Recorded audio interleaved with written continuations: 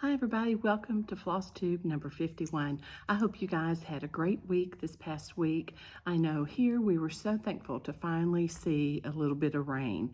It was much needed, and I can't tell you, there are some hassles to living in our camper while the house is getting built. But sitting inside on a rainy day sounds wonderful. To just hear that rain hitting the metal roof. Mom and I stayed inside. We fixed hot chocolate. We turned Christmas movies on, and we stitched all day. It was wonderful. So that is one positive from being in that camper right now. You got to find all the positives you can. But I got a lot of work done on the sampler that I showed you this last floss tube, and I want to show you what I've got finished so far.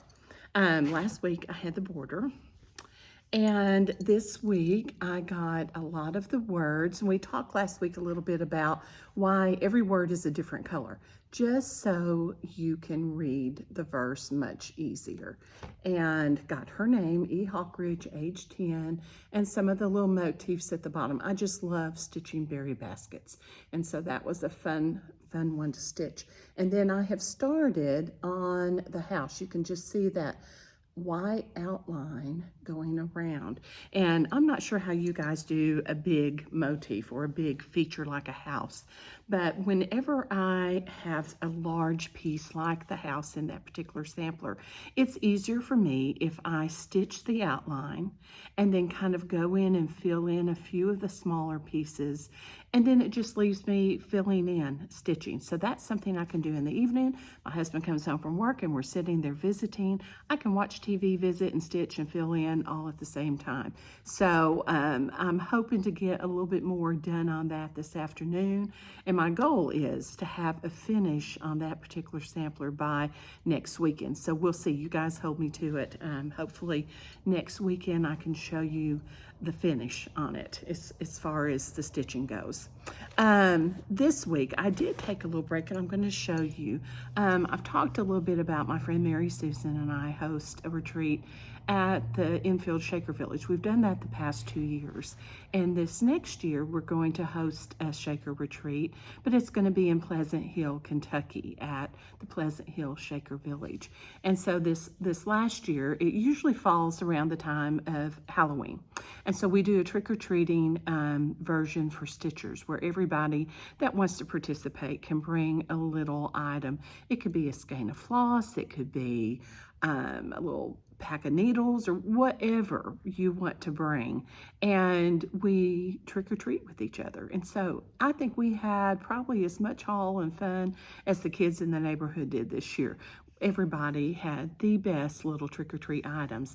And so Mary Susan passed out a little board and had a chart with the fabric and thread that said, shaker your plate, which is actually a shaker saying. It just means don't be wasteful.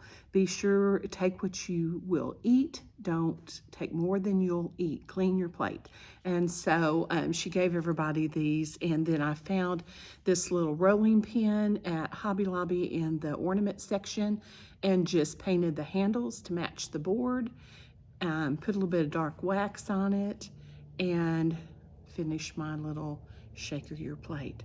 So we're real excited. Be watching, because in the next week or two we will be announcing details for next year's retreat and registration opening up. So that's something to be looking forward to, and maybe you can shaker your plate when you join us, because we have it catered and lots of yummy shaker foods. But I just thought I'd share that little shaker your plate finish this week. Sometimes if I'm working on a great big project, it's just nice to take a break midway through the week and stitch something really quick and finish it, so I feel like, oh, I've got to finish this week. I don't want to get so bogged down in a large project, but that was a fun quick stitch.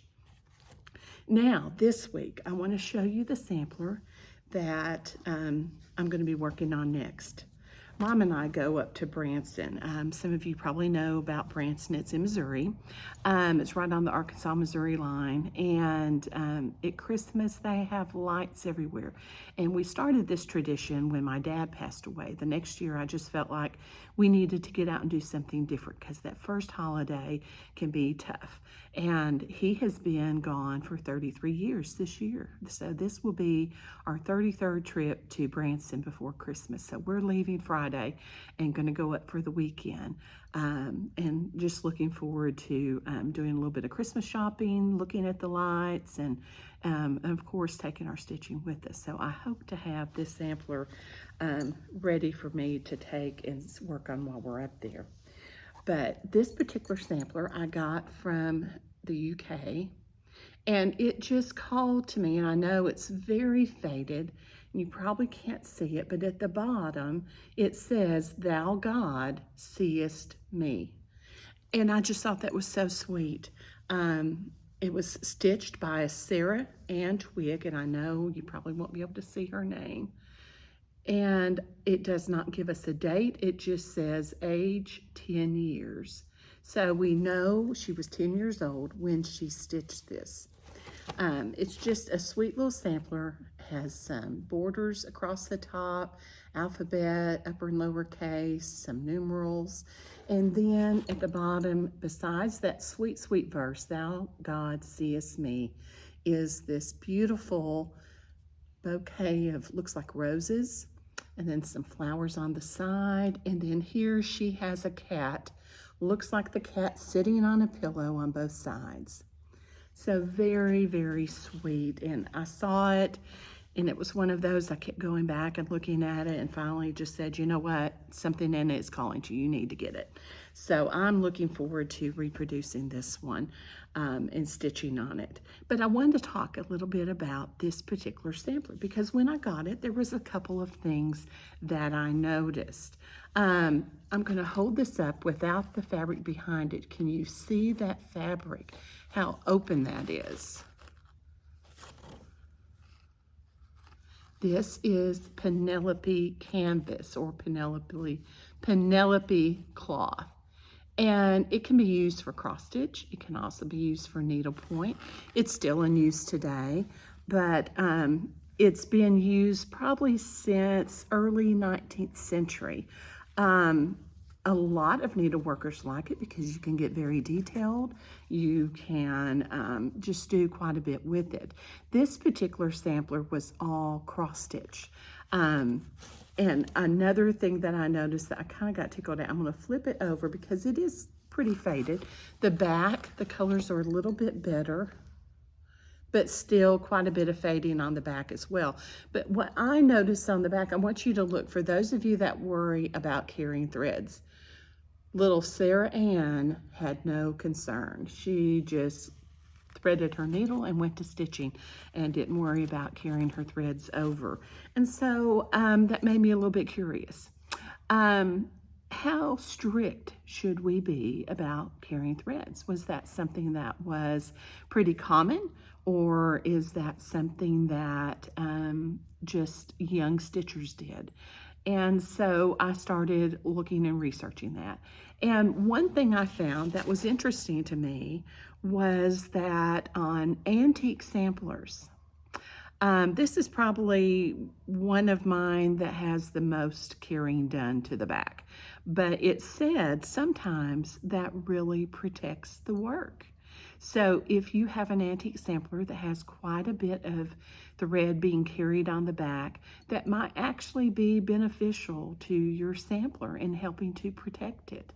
And it really didn't elaborate on that, but I started thinking, how would it protect it? And maybe, this was just my thought, I don't know that it's correct at all, so if you guys have an idea, pipe in below. I'd be curious to see what you think. Like on these flowers, there is so much thread, and it's a heavy wool thread, nearly like a yarn. Because there's so much, maybe that kept it from getting pulled out. All the stitching is pretty intact on this sampler. There's not really missing threads or anything. It is faded, but that can just come from the sun. No amount of extra thread is going to prevent that from happening.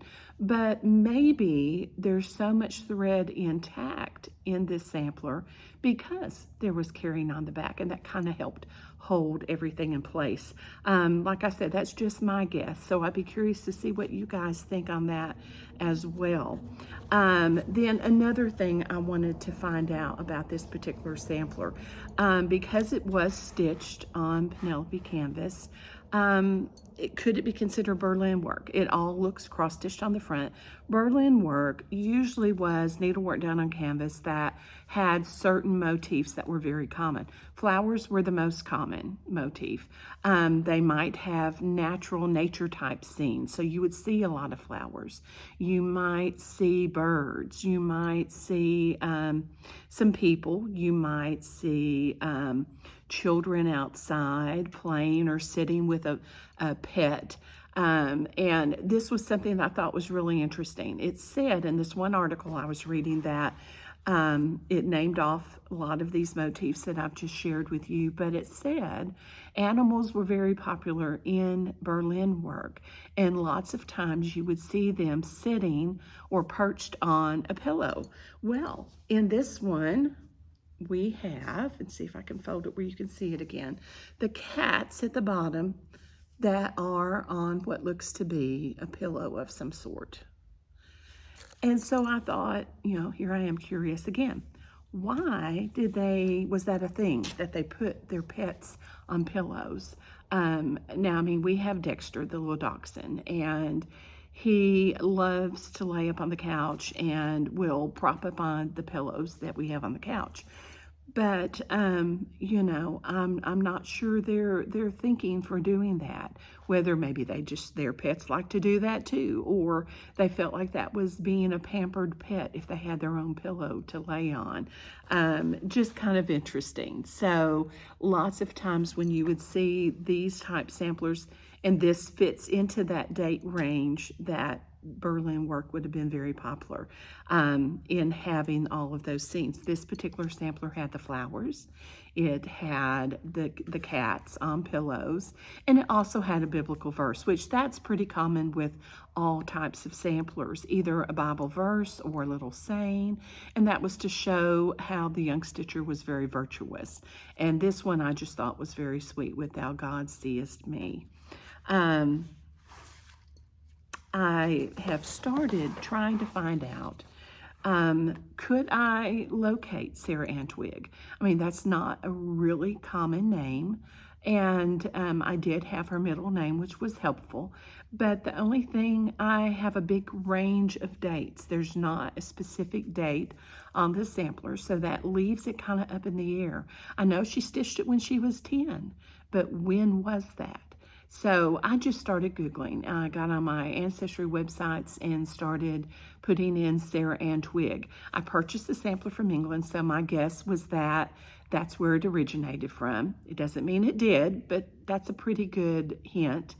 And I have two that popped up that could very well be Sarah Ann. The first one, it says she was born in 1880. That would have made it 1890 when she stitched the sampler. She was born in Stanton, England. She married Josiah Wild in 1900. That's when she was 20. She had 2 sons and 3 daughters.